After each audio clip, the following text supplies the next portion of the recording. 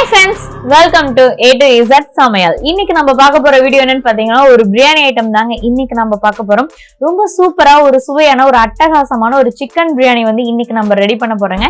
இந்த பிரியாணி பாத்தீங்கன்னா நம்ம இன்னைக்கு பாஸ்மதி ரைஸ்ல வந்து செய்ய போறோம். இந்த பாஸ்மதி ரைஸ்ல எப்படி ரொம்ப சுவையா இந்த பாஸ்மதி அரிசி உடையாம நம்ம எப்படி இன்னைக்கு சிக்கன் பிரியாணி செய்யறதுதாங்க இன்னைக்கு நம்ம பார்க்க போறோம்.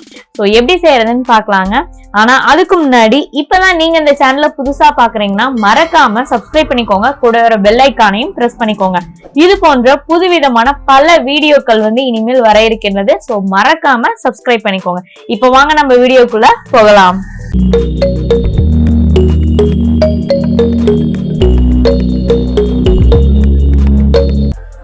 இப்ப பாருங்க, குக்கர்ல தான் நம்ம செய்ய போறோம். இப்ப வந்து நான் குக்கர் வந்து வச்சிருக்கேங்க. குக்கர் வந்து நல்லா ஹீட் ஆகட்டும். இப்ப ஹீட் ஆயிடுச்சு. இப்ப இது கூட நான் வந்துட்டு ஆயில் வந்து ஆட் பண்ணிக்கிறேங்க. இப்ப ஆயில் வந்து ஆட் பண்ணிருக்கோம். இப்ப ஆயிலும் வந்து நல்லா ஹீட்டா இருக்கு. இப்ப இது கூட ஏலக்காய், பட்டை, கிராம்பு, பிரியாணி இலை, அன்னாசி மொக்கு, மராட்டி மொக்கு இதெல்லாம் வந்து நான் ஆட் பண்ணிக்கிறேன். இப்ப இது எல்லாத்தையும் வந்துட்டு இது எண்ணெயில வந்து போட்டிருக்கேங்க. இப்ப இது கூட வந்து ஒரு 2 பச்சை மிளகாய் வந்து கீறி போட்டிருக்கேன். இதெல்லாம் போட்டுட்டு லைட்டா இதை நம்ம வதக்கி விட்டுறலாம். இப்ப அடுத்தது பாத்தீங்கன்னா இது கூட பெரிய வெங்காயம் வந்து ஆட் பண்ணிக்கிறேங்க. ஒரு பெரிய வெங்காயத்தை இந்த மாதிரி நீட்டமா நான் கட் பண்ணி வச்சிருக்கேன். இப்ப இந்த பெரிய வெங்காயத்தையும் நான் இது கூட ஆட் பண்ணிக்கிறேன். வெங்காயம் ஆட் பண்ணிட்டு வெங்காயம் கொஞ்சம் வதங்கணும். அதுக்கப்புறமா தாங்க அடுத்து இது கூட ஆட் பண்ணணும். இப்ப வெங்காயம் வதங்குறதுக்காக நான் என்ன பண்றேன்னா இது கூட வந்துட்டு நான் உப்பு வந்து ஆட் பண்ணிக்கிறேன். நம்ம உப்பு ஆட் பண்ணும் போது சீக்கிரமா வந்து வெங்காயம் வந்து நல்லாவே வதங்கிரும். அதுக்காக தான் நம்ம உப்பு வந்து ஆட் பண்றேங்க. இப்போ இதுக்கு தேவையான அளவுக்கு நான் உப்பு வந்து இது கூட ஆட் பண்ணியிருக்கேன். உப்பு ஆட் பண்ணிட்டு ஒன்னோட ஒன்று நல்லா நான் மிக்ஸ் பண்ணி விடுறேங்க. இப்ப பாருங்க, வெங்காயம் வந்து கொஞ்சம் வதங்கி இருக்குது, லைட்டா பொன்னிறமா வந்து மாறி இருக்கு. இப்ப இந்த ஸ்டேஜ்ல இது கூட நான் இஞ்சி பூண்டு விழுது வந்து ஆட் பண்ணிக்கிறேங்க. இஞ்சி பூண்டு விழுது ஆட் பண்ணிட்டு இந்த வெங்காயம் இஞ்சி பூண்டு விழுது எல்லாமே வந்து ஒன்னோட ஒன்று நல்லா மிக்ஸ் ஆகிற அளவுக்கு நாம பரட்டி விடலாம். இப்ப பாருங்க, ஒன்னோட ஒண்ணு நல்லா மிக்ஸ் ஆகுது. இப்ப இது கூட வந்துட்டு நான் தக்காளி வந்து ஆட் பண்ணிக்கிறேங்க. நான் வந்து ஒரு 2 தக்காளி பழம் வந்து எடுத்திருக்கேன். இப்ப இந்த 2 தக்காளி பழத்தை நல்லா பொடி பொடியா கட் பண்ணி வச்சிருக்கேன். இப்ப இந்த தக்காளி பழத்தையும் நான் வந்து இது கூட ஆட் பண்ணிருக்கிறேன். இப்ப தக்காளி வெங்காயம் எல்லாம் வந்து நல்லா வதங்கணும். ஸோ இது ஒரு 2 மினிட்ஸ் ஆகுங்க. அது வரைக்கும் அப்படியே வந்து வதங்கட்டும். இப்ப பாருங்க, வெங்காயம் தக்காளி எல்லாமே வந்து நல்லாவே வதங்கி இருக்குது. இப்ப இது கூட வந்துட்டு நான் சிக்கன் வந்து ஆட் பண்ணிக்கிறேங்க. இது பாத்தீங்கன்னா ஒரு 1/2 கிலோ சிக்கன். இந்த சிக்கன் வந்து நான் இது கூட ஆட் பண்ணிக்கிறேன். நான் சிக்கன் நல்லா வாஷ் பண்ணி எடுத்து வச்சிருக்கேன். இப்ப இந்த சிக்கனும் போட்டுட்டு ஒன்னோட ஒண்ணு நல்லா மிக்ஸ் பண்ணி விடுறேங்க. இப்ப நல்லா ஒன்னோட ஒண்ணு நல்லா மிக்ஸ் ஆயிருக்குது. இது இப்படி ஒரு 5 மினிட்ஸ் வந்து அப்படியே இருக்கட்டுங்க.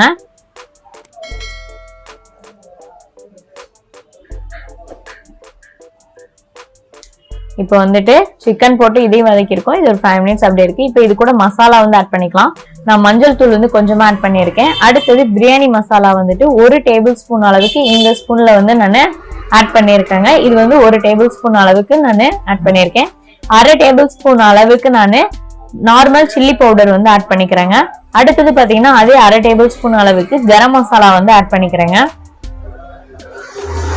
ஸோ அரிசி வந்து 1 டம்ளர் தான். ஸோ அதுக்கு தகுந்த அளவுக்கு நான் காரம் வந்து ஆட் பண்ணியிருக்கிறேன். இப்போ இது எல்லாத்தையும் போட்டுட்டு ஒன்னோட ஒன்று நல்லா மிக்ஸ் பண்ணி கிளறி விடலாங்க. இந்த மசாலா எல்லாமே வந்து சிக்கனோட நல்லா ஒட்டணும். ஸோ அந்த அளவுக்கு நல்லா ஒன்னோட ஒன்று நல்லா மிக்ஸ் பண்ணி கிளறி விடலாம். இப்போ பாருங்க, நான் நல்லா கிளறி விடுறேன். இப்ப கிளறிட்டு இது வந்து ஒரு 5 மினிட்ஸ் வந்து நம்ம அப்படியே இருக்கட்டுங்க. ஏன்னா அந்த சிக்கன்ல இருந்து ஆயில் வந்து ரிலீஸ் ஆகும். ஸோ அதுக்காக அப்படியே இருக்கட்டும். இப்ப இதை ஒரு பிளேட் போட்டு நம்ம மூடி வச்சிடலாம். ஒரு 5 மினிட்ஸ் கழிச்சு இதை நம்ம ஓபன் பண்ணி பார்க்கலாங்க. இந்த மாதிரி செய்யும்போது டேஸ்ட் வந்து நல்லா இருக்கும். அதுக்காக தான் வந்துட்டு சிக்கன் வந்து லைட்டா குக் ஆகுறதுக்கு நம்ம டைம் கொடுக்குறோம். இப்ப பாருங்க, நம்ம எந்த ஒரு தண்ணி எதுவுமே ஊத்தலாம். ஆனா இப்ப பாருங்க, சிக்கன் சுத்தி தண்ணி வந்து இருக்குது. இப்ப பாருங்க, தண்ணி வந்து ஆயில்ல இருந்து தண்ணி வந்து ரிலீஸ் ஆயிருக்கு. இப்ப இது கூட வந்து புதினா தலை வந்து நான் கொஞ்சமா வந்து புதினா தலை வந்து ஆட் பண்ணிக்கிறேங்க. இப்போ புதினா தலை ஆட் பண்ணிட்டு நல்லா இதை நம்ம கிளறி விடலாம்.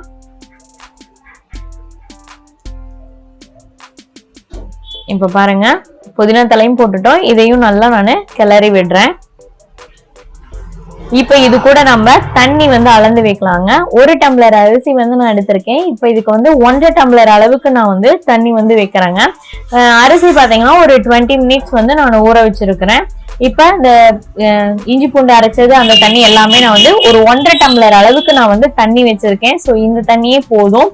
அரிசி வந்து ஒரு 20 நிமிஷம் நல்லா ஊறி இருக்கு. நல்லா அலசி நான் வந்து எடுத்து வச்சிருக்கிறேன். இப்ப இது வந்து தண்ணி ஊத்தினதுக்கு அப்புறம் ஒரு நல்லா ஒரு கொதி வந்ததுக்கு அப்புறம் நம்ம அந்த அரிசி வந்து ஆட் பண்ணலாங்க. இப்பயே நீங்க அரிசி ஆட் பண்ணீங்கன்னா கொஞ்சம் தண்ணி வந்து பத்தாது. அதனால ஒரு கொதி வந்ததுக்கு அப்புறமா நம்ம இது கூட வந்துட்டு அரிசி வந்து ஆட் பண்ணிக்கலாம். இப்ப பாருங்க நல்லாவே கொதிக்குது. இப்ப இந்த ஸ்டேஜ்ல வந்து நம்ம இது கூட வந்துட்டு ரைஸ் வந்து ஆட் பண்ணிக்கலாம். நான் பாஸ்மதி ரைஸ் வந்து ஃபர்ஸ்ட் நல்லா அலசிட்டு நான் வந்து ஊற வச்சிருக்கேன். இப்ப தண்ணி இல்லாம வந்துட்டு இந்த அரிசி வந்து சிக்கன்ல வந்து ஆட் பண்ணிக்கலாங்க.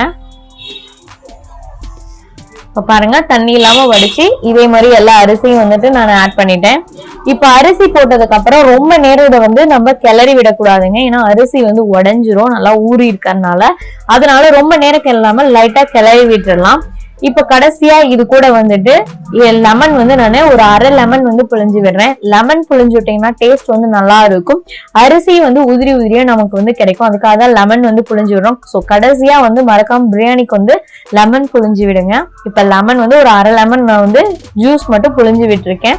இப்ப எதுவுமே கலராம அப்படியே நம்ம விசில் போட போறோங்க.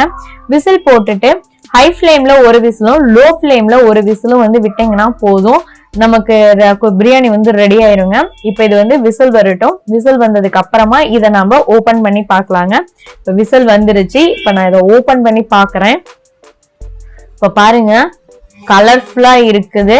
அரிசியும் பாத்தீங்கன்னா பருக்கையாவே நமக்கு வந்து கிடைச்சிருக்குது. அரிசி எதுவுமே உடையாம அப்படியே ஃபுல்லா கிடைச்சிருக்குது. ஸோ பார்க்கும் போதே நல்லா இருக்கு. மனமும் வந்து ரொம்பவே நல்லா இருக்குதுங்க. வாசம் செம்மையா இருக்குது. இப்ப பாருங்க அரிசி வந்து உடையல அப்படியே நமக்கு கரெக்டா இருக்குது. இந்த தண்ணி பதம் தாங்க கரெக்ட். அரிசி ஊற வச்சு அந்த தண்ணி வந்து கொதிச்சதுக்கு அப்புறம் இந்த மாதிரி போட்டீங்கன்னா நமக்கு கரெக்டான பர்ஃபெக்டான ஒரு பிரியாணி வந்து கிடைக்கும் பருக்கையா. ஸோ சூப்பரான ஒரு சுவையான சிக்கன் பிரியாணி வந்து ரெடி. இப்ப இதை வந்து நான் பிளேட்டுக்கு வந்து டிரான்ஸ்ஃபர் பண்றேன்.